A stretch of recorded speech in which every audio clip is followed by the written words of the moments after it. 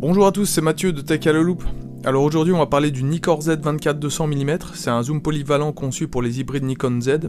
Donc avec un seul objectif, on est capable de couvrir le grand angle comme le téléobjectif avec l'idée de pouvoir faire un peu de tout. Mais est-ce que cette polyvalence ne se fait pas au détriment de la qualité? C'est ce qu'on va analyser ensemble. Déjà, petite mise au point, le Nikkor Z 24-200 mm est un objectif conçu pour les hybrides Nikon Z plein format.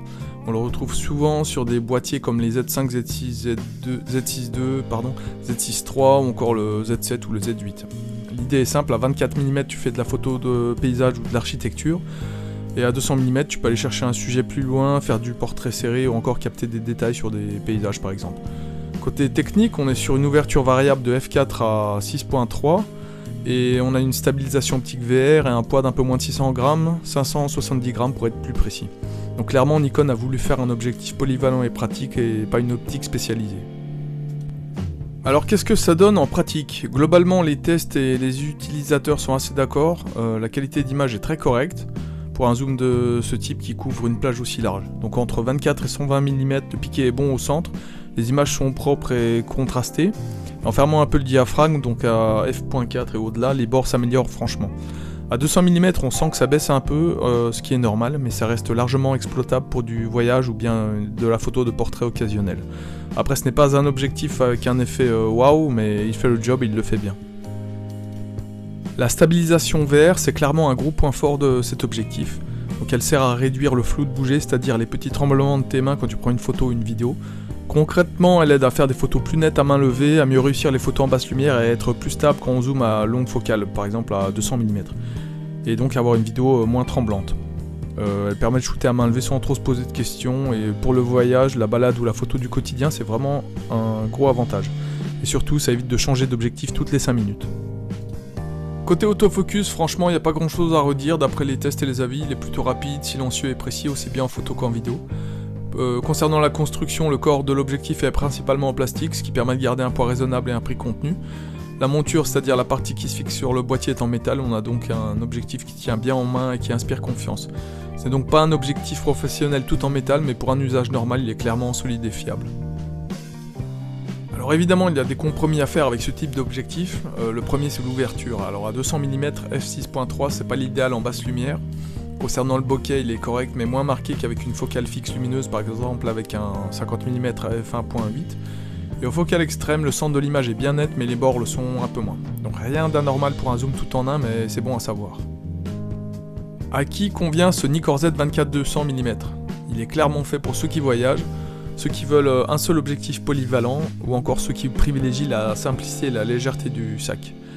En revanche, si tu fais beaucoup de portraits en basse lumière ou si tu recherches le maximum de piqué, un objectif plus spécialisé sera plus adapté.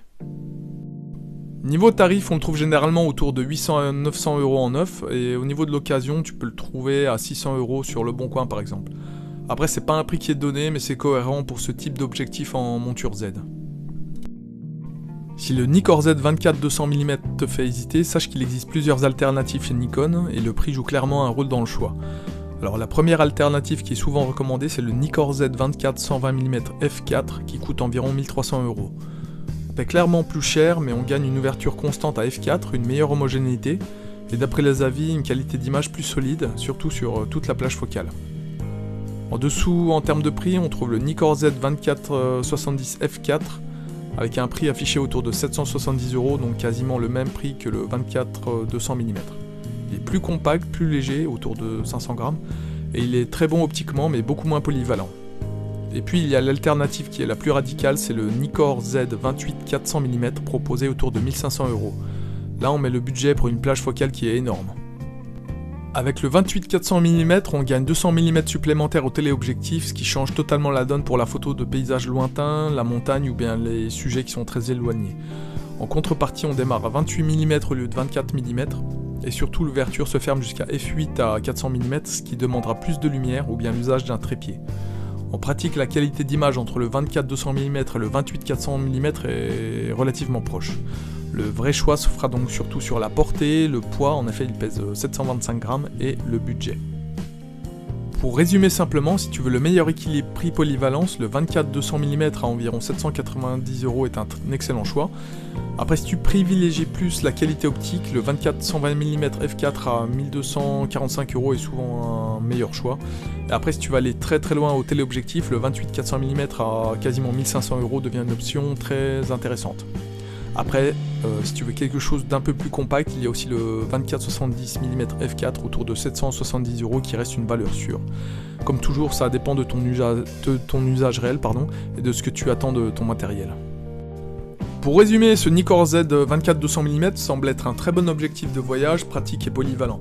Ce n'est pas un objectif passion, mais c'est un outil efficace pour ceux qui veulent couvrir beaucoup de situations avec un seul zoom.